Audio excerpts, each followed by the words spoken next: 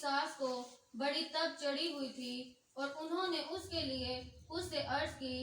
وہ کھڑا ہو کر اس کی طرف جھکا اور تب کو جھڑکا تو اتر گئی، اور وہ اسی دم اٹھ کر ان کی خدمت کرنے لگی۔ اور سورج کے ڈوبتے وقت وہ سب لوگ جن کے ہاں طرح طرح کی بیماریوں کے مریض تھے انہیں اس کے پاس لائے، اور اس نے ان میں سے ہر ایک پر ہاتھ رکھ کر انہیں اچھا کیا۔ آمین۔ آمین۔ آج جن آیات کو آپ کے سامنے تلاوت کیا گیا ہے، آج ہم اس کے ذریعے سے سیکھیں گے خدا سے وفاداری۔ کیا سیکھیں گے؟ خدا سے وفاداری۔ آپ دیکھیں کہ یہاں 38 آیت میں لکھا ہے کہ وہ عبادت خانے سے اٹھ کر شمعون کے گھر میں داخل ہوا۔ کیا لکھا ہے؟ تو آپ کو یہ بتایا تھا کہ یہ معجزہ کس شہر میں ہوا تھا؟ اس سے پہلے میں نے ایک معجزہ آپ کے ساتھ شیئر کیا تھا، وہ کس شہر میں ہوا تھا؟ کفرنہوم میں۔ تو یہ بھی اسی شہر میں ہوا تھا، یہ بھی تو اسی طرح یہ جو لوگ تھے پہلے عبادت خانے میں گئے، عبادت کی، خدا کے نام کو عزت جلال دیتے ہیں، خدا کی ستائش کرتے ہیں، خدا کی مدح ستائی کرتے ہیں، اور اس کے بعد شمعون کے گھر گیا۔ کیوں؟ کیونکہ یہودیوں کی ایک روایت تھی کہ وہ سب سے پہلے عبادت کرتے تھے، اس کے بعد کھانا کھاتے تھے۔ کیا کرتے تھے؟ سب سے پہلے عبادت کرتے تھے، اس کے بعد کھانا کھاتے تھے۔ ایک مرتبہ یسوع مسیح بھوکا تھا تو اس کے شاگرد آ کر کہنے لگے، استاد تو نے صبح سے کچھ نہیں کھایا؟ تو وہ کہنے لگا، میرا کھانا یہ ہے کہ میں خدا کی مرضی کو پورا کروں۔ تو آپ دیکھیں کہ آج اپنے ارد گرد نظر رہے، جو ہمارے لوگ ہیں وہ پہلے روٹی کھاتے ہیں بعد میں دعا کرتے ہیں، پہلے روٹی کھاتے ہیں بعد میں دعا کرتے ہیں، اور اس طرح ہماری روٹی پانی پر خدا کی برکت نہیں ہوتی، اس طرح ہمارے روٹی پانی پر خدا کی برکت شامل نہیں ہوتی۔ جس دعا میں،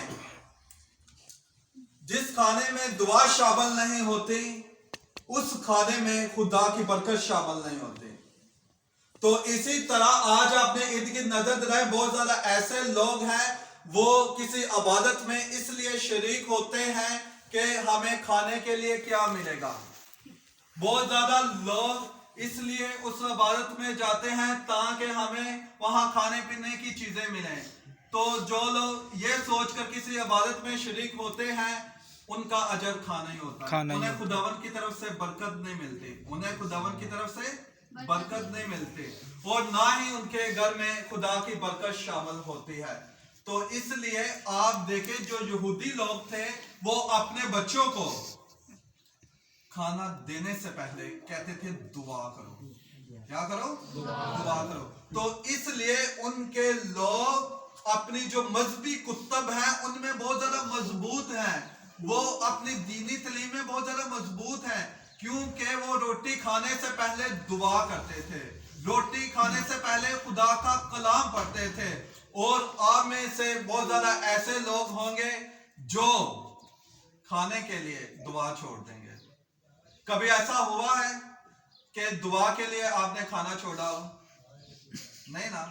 لیکن خداوند کے کلام میں لکھا ہے کہ آدمی صرف روٹی سے زندہ نہیں رہتا بلکہ خدا کے کلام سے زندہ رہتا ہے۔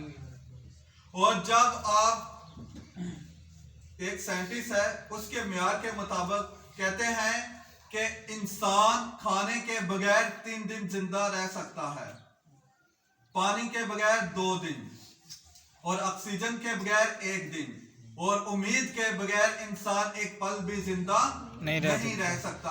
اور خدا ہمیں زندگی کی امید عطا کرتا ہے، ہم خدا کے بغیر زندہ نہیں رہ سکتے۔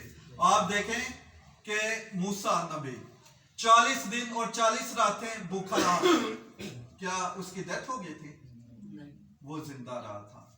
اور یونا 3 دن مچھلی کے پیٹ میں رہا، تو کیا وہ مر چکا تھا؟ نہیں، وہ زندہ رہا۔